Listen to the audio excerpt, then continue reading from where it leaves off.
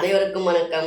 நான் உங்கள் tiger Manimurugan. Sun Pictures presents Kalanithi Maran வழங்கும் சூப்பர் ஸ்டார் ரஜினிகாந்தோடு சேர்ந்து பல ஸ்டார்கள் நடித்து பல எதிர்பார்ப்புகளை ஏற்படுத்திய கூலி படத்தோட திரை விமர்சனத்தை இந்த வீடியோவில் நம்ம பார்க்கலாம். ஸோ வாங்க ரிவ்யூக்குள்ளே போகலாம். கூலி இந்த படத்தை லோகேஷ் கனகராஜ் இயக்கியிருக்காரு. அனிருத் இசையமைச்சிருக்காரு. புலமேன் ராஜ் எடிட்டிங் கட்ஸ் பண்ணியிருக்காரு. இந்த படத்தோட கதை என்ன அப்படின்னு பார்த்தீங்கன்னா, தேவா அதாவது நம்ம சூப்பர் ஸ்டார் தேவாவை மேன்சன் வச்சு நடத்திட்டு இருக்காப்புல. இன்னொரு பக்கம் விசாகப்பட்டினம் இந்த ஹார்பரை 99 வருஷத்துக்கு லீஸ் எடுத்து வச்சிருக்காரு நம்ம சைமன். மேன்சன்ல ஆடலும் பாடலுமா அமர்க்கலமா போயிட்டு இருக்க தேவாவுக்கு ஒரு நியூஸ் வருது. அதாவது தன் நண்பன் இறந்துட்டாரு அப்படின்ட்டு. ஸோ நண்பன் இறுதி சடங்குக்காக போறாரு. அங்கே போன பிறகுதான் தெரிய வருது நண்பன் இயற்கையாக மரணம் அடையலை. அவர் யாரோ திட்டமிட்டு கொலை பண்ணியிருக்காங்க அப்படிங்கிறது. ஸோ நண்பனை கொண்டது யார் என்ன அப்படிங்கிறத கண்டுபிடிச்சாரா இல்லையா. இன்னொரு பக்கம் ஒரு ஹார்பரையே கைக்குள்ளே வச்சுக்கிட்டு பல இல்லீகல் பிஸ்னஸ் நடத்திட்டு இருக்க சைமனுக்கும் தேவாவுக்கும் என்ன சம்மந்தம், அடுத்தடுத்து என்ன நடந்துச்சு, இவரோட நண்பனோட சாவுக்கு பழி வாங்கினாரா இல்லையா அப்படிங்கிறது இந்த படத்தோட மொத்த கதையை. இந்த படத்தோட பாசிட்டிவ்ஸ் அண்ட் நெகட்டிவ்ஸ் பார்த்தோம்னா, இந்த படத்தில் சூப்பர் ஸ்டார் ரஜினிகாந்த் ஸ்க்ரீனில் பார்க்கும்போது அவ்வளோ செம்மையாக இருக்குது. பாட்ஷாவில் நக்மா சொல்லுவாங்க, நீ பேசினா ஸ்டைலாக இருக்கியா, நீ எது பண்ணாலுமே ஸ்டைலாக இருக்கு அப்படிங்கிற மாதிரி அவர் எது பண்ணாலுமே ஸ்டைல் தான். ஸோ 50 வருஷம் ஒருத்தர் ஸ்டாராக இல்லாமல் சூப்பர் ஸ்டாராகவே 50 வருஷமாக இந்த திரையுலகில் ஆதிக்கம் செலுத்துகிறார் அப்படின்னா அது அவரை பார்த்தீங்கன்னா தெரியும். அந்த ஸ்க்ரீன் ப்ரெசன்ஸும் அந்த கரிஸ்மாவும். சைமனாக வந்த நாகார்ஜுனா ஒரு காமன் கார்பரேட் வில்லனாக நடிச்சிருக்காரு. தயாளனாக எத்தனை சூப்பர் ஸ்டார் எத்தனை ஸ்டார்ஸ் நடிச்சிருந்தாலும் தனக்குன்னு ஒரு டான்ஸையும் தனக்குன்னு ஒரு பயங்கரமான ஆட்டிடியூடையும் ஒரு ஆக்ஷனையும் பயங்கரமாக வெளிப்படுத்தியிருக்காரு நம்ம ஷோபின் ஷாகிர்.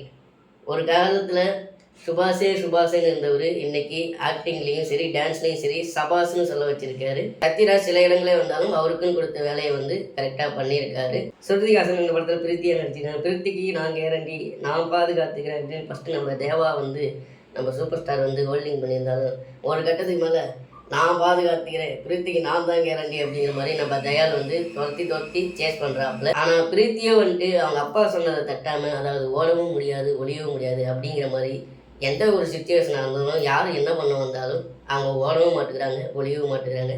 வாழ்த்துக்கள் சுருதி. உபேந்திரா ஜெயலலிதா படத்தில் எப்படி சிவராஜ்குமார் அண்ணா ஒரு பக்கபலமாக இருந்தாரோ அந்த மாதிரி உபேந்திரா ஒரு பக்கபலமாக இருந்திருக்காரு. சேசிங்கில் அந்த ரயில் கதவை ஓப்பன் பண்ண உடனே காலிசா வருவார் அப்படின்னு எதிர்பார்த்தா அவர் மேன்சன் கதவை ஓப்பன் பண்ணால் மட்டும்தான் வராரு. அதுதான் ஒரு மிகப்பெரிய ஏமாற்றமாக இருந்துச்சு. பர்ஃபெக்ஷன் ஆர்டிஸ்ட் அமீர் கான்ஜி இந்த படத்தில் ரோலக்ஸ் மாதிரி ஒரு கதாபாத்திரத்தில் எதிர்பார்த்தாங்க எல்லாரும். ஆனால் ரொம்பவுமே நார்மலாக அவருக்கு கொடுத்த ஒரு சிறப்பான தோற்றத்தை, அதாவது கெஸ்ட் அப்பியரன்ஸு கெஸ்ட்டாகவே பண்ணிட்டு போயிருக்காரு. வாழ்த்துக்கள் சார். முன்னாடிலாம் அந்த கல்யாணி சரக்கு ஃபேமஸ்ஸு, அதே மாதிரி பயங்கரமாக இருக்கும் அப்படின்னு கேள்விப்பட்டிருக்கோம். அதே மாதிரி இந்த படத்தில் கல்யாணின்னு ஒருத்தங்க இருக்காங்க. அவங்க ஆரம்பத்தில் பார்க்கும்போது சாதுவாக இருந்தாலும் ஒரு டிரான்ஸ்ஃபர்மேஷன் கொடுக்கும்போது நம்ம விக்ரம் படத்தில் வர ஏஜென்ட் டீனா அளவுக்கு ஒரு டிரான்ஸ்ஃபர்மேஷன் பண்ணி கிறுக்கிறுக்க வைக்கிறாங்க பார்க்குற ஆடியன்ஸை. பயங்கரம். பல ட்விஸ்ட்டுகள் பல விஷயங்கள் இருக்குது இந்த படத்தில்.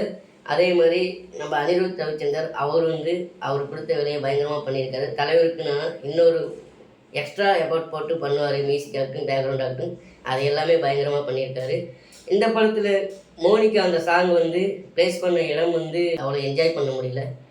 ஸோ ஆனால் பாட்டு பட்டி தொட்டிலாம் பயங்கர ஹிட் ஆகிடுச்சு. மோனிகா பாட்டு, அந்த பாட்டு வர சீனும் சரி, அதே மாதிரி அதுக்காக சொல்லப்பட்ட காரணமும் சரி, அதே மாதிரி இடையிடையே கொஞ்சம் அந்த பாட்டு நடுவில் வர சீன்ஸ்னால அந்த பாட்டை முழுசாக என்ஜாய் பண்ண முடியாத அளவுக்கு தான் இருக்குது. அதர் டெக்னீஷியன்ஸ், எடிட்டிங் கட்ஸ், புலமேன் ராஜ், ஒளிப்பதிவு இவங்க எல்லாருமே அவங்களுக்கு கொடுத்த வேலையை சிறப்பாக பண்ணியிருக்காங்க. VFX, SFX teams, dance master, stunt master, so எல்லாருமே அவங்களுக்கு கொடுத்த வேலையை அவங்க சிறப்பாக பண்ணியிருக்காங்க.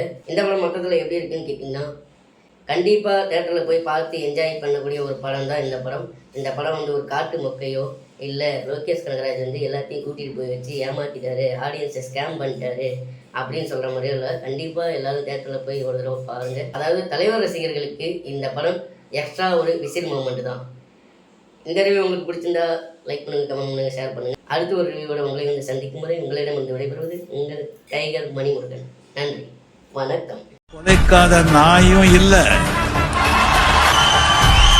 குறை சொல்லாத வாயும் இல்ல. ஆக மொத்தத்துல இந்த ரெண்டும் இல்லாத ஊரும் இல்லை. நம்ம வேலை நம்ம பார்த்துக்கிட்டு போயிட்டே இருக்கோம். அர்த்தமா இந்த ராஜா.